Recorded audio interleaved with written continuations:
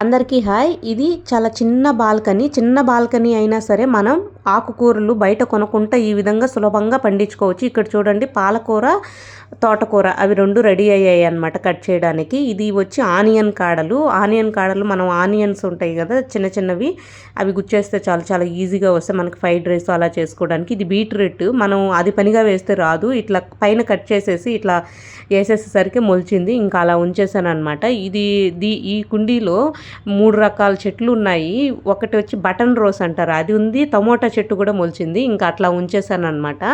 మనకి టమోటా పళ్ళు దొరుకుతాయి కానీ కాయలు దొరకవు కదా. నేను టమోటా పప్పు చేస్తే చాలా బాగుంటుంది టమోటా కాయలతో, ఇంకా అందుకని నేను పెంచుకుంటాను టమోటా చెట్లు.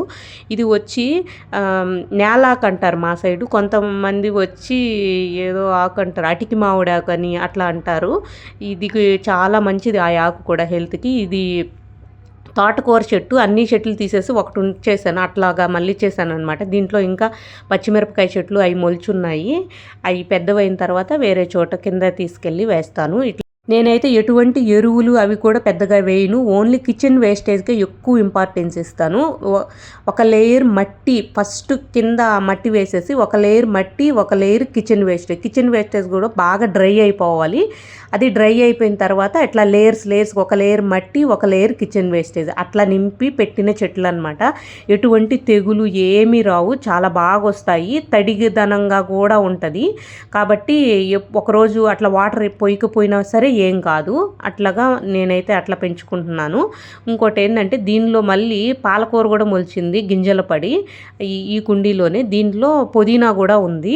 అట్లాగా మనం ఒక 5-6 కుండీలు పెట్టుకుంటే మనం వారంలో 2 సార్లు అయితే ఆకుకూర కట్ చేసుకోవచ్చు ఈ విధంగా సులభంగా. ఇంకో 2 కుండీలు ఉన్నాయి, అది కాకపోతే ఎండ బాగా తగలాలి. ఈ బాల్కనీలో ఎండ అయితే బాగా తగులుతుంది.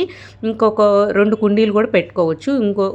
దానిలో కూడా ఇంకో 2 రకాల ఆకుకూరలు వేద్దామని అనుకుంటున్నాను. అట్లా కనుక వేసుకుంటే మనకి ఎప్పుడు బయట కొనుక్కుంటే ఆకుకూరని అయితే మనం ఇంట్లోనే సులభంగా పండించుకోవచ్చు. కిచెన్ వేస్టేజ్ అంటాము, కానీ చెట్లకి అది బంగారం టైపు. చిన్న బాల్కనీ అయినా సరే ఎండ తగిలితే చాలు, మనం ఇంకా ఈ విధంగా ప్లాన్ చేసుకుంటే వారానికి 2 సార్లు అయితే ఆకుకూరలు నీట్గా కట్ చేసుకోవచ్చు.